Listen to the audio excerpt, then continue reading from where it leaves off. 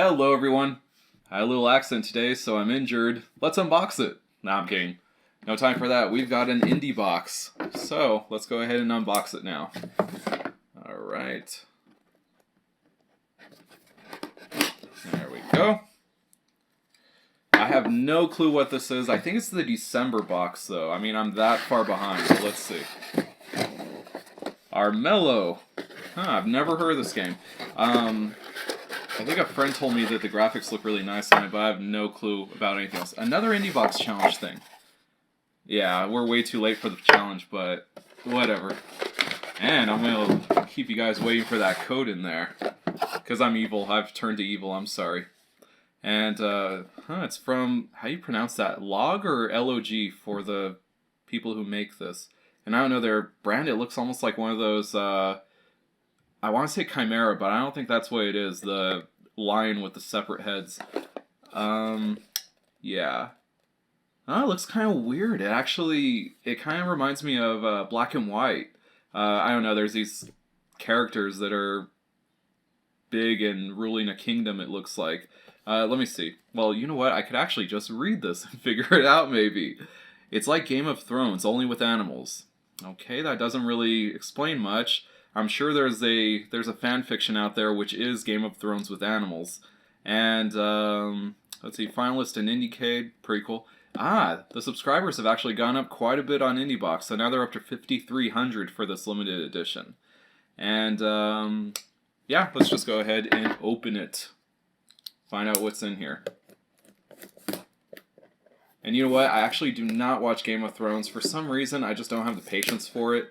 I actually don't have the patience for a lot of series, so I mean, don't start recommending to me, oh, you gotta watch Game of Thrones, you gotta watch Breaking Bad. I don't watch any of those, I'm sorry. It's complicated, but I just don't see the enjoyment in tuning in for an hour every week to find out a little bit of a story, and there's always a cliffhanger and all that shit. So, that's just not for me, I'm sorry. And, let's see. Alrighty.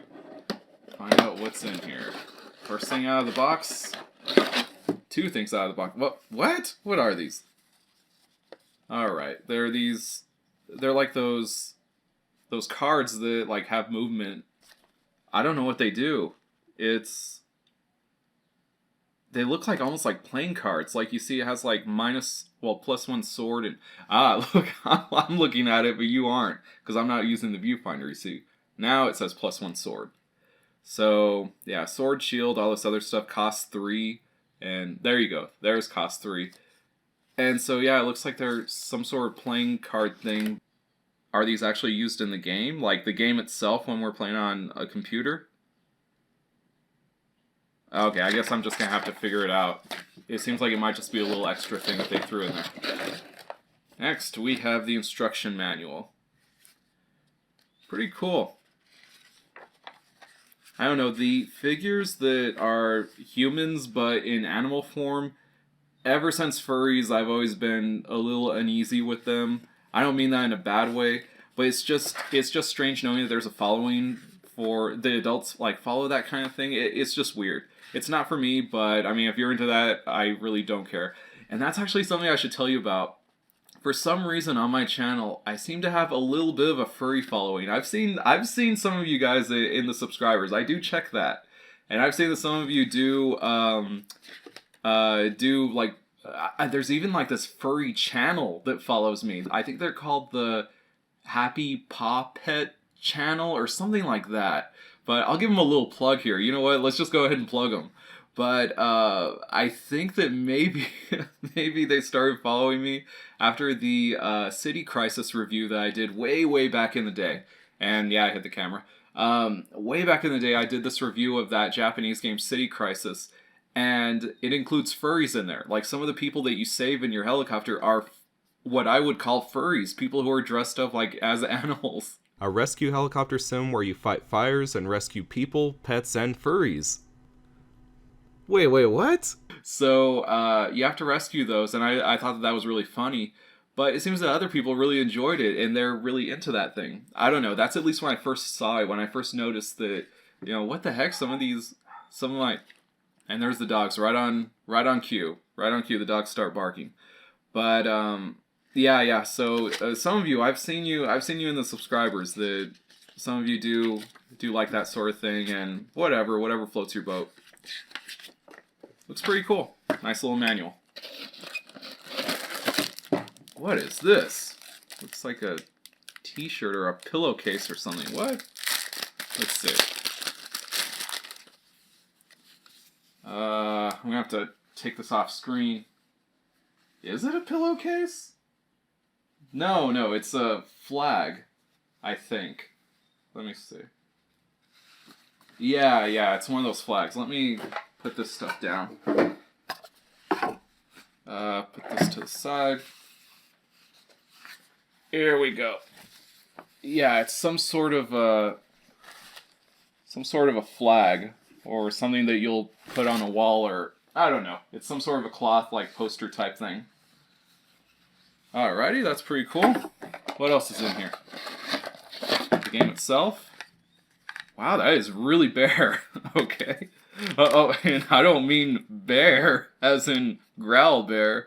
I mean there's nothing really written on this. It's like part of a coin, and yeah, that looks alright.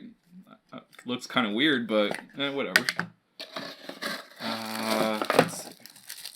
Collector's pin. And it's just the brand name right there. Alright. Next. Ooh, a patch. I wonder how much it costs to get these patches made, because I was on that Atari age, and some of the people who were really active in that whole Atari age thread with the Retro VGS, we wanted to get patches made, and I don't know, I think they settled on buttons. So maybe these actually cost quite a bit to make. I don't know, but yeah, we were trying to do that. Somebody was trying to do that, but they had to settle for buttons. Plus, I think the person was doing it for free, so I mean, whatever. I'm gonna throw some bucks to him, but yeah. Soundtrack, pretty cool. Wild's Call. All right, interesting. I think that's it. No. A couple stickers too. Always with Indiebox stickers. What is it this time? What did Indiebox alter it now? Oh, okay, there's a lion right there with a crown. Very cool. And another sticker with just the brand right there. Cool. Alright, I have no clue what to expect with this game. I've never seen any gameplay of it or anything, so I'm going in this completely dry. I do not know what to expect. So, let me just go ahead and try it already, figure out what's up.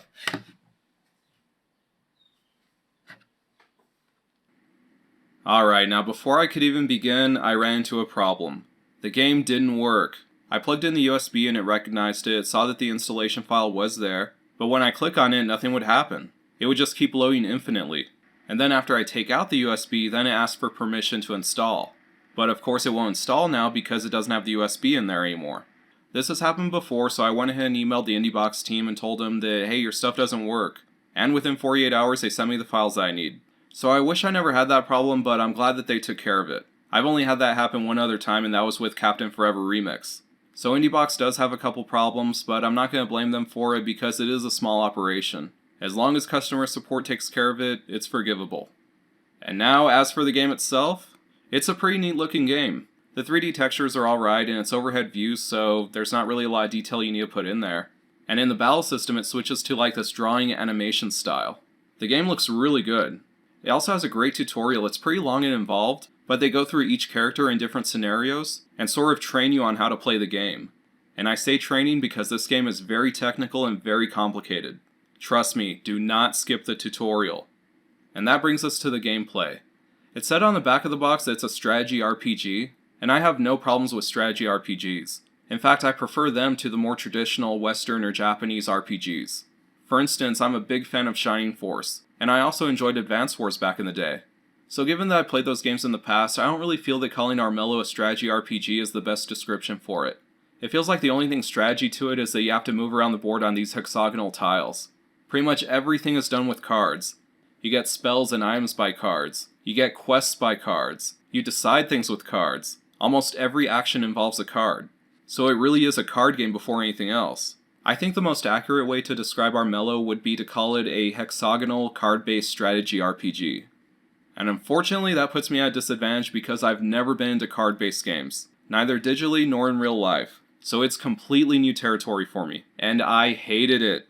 Everything moves so slowly, you always have to wait for everyone else's turn. And different cards do things depending on whether it's day or night, or whether you're cursed, or if you're on a specific tile, or if you're fighting one type of enemy, or if you have enough gold, or if you have enough magic. There's so much stuff you have to keep an eye on. And if you didn't get everything that they told you in the tutorial, then you're gonna get screwed somehow. The game is so technical that it's loaded with pitfalls like that. The combat, on the other hand, has a pretty interesting twist. Cards are still involved, but your attacks and shields are decided by the throw of a dice. And I thought that part was well done. You can call me a simpleton, but I like that part. It was easy to understand. A lot of it made sense. But there are still some things with the combat that really pissed me off.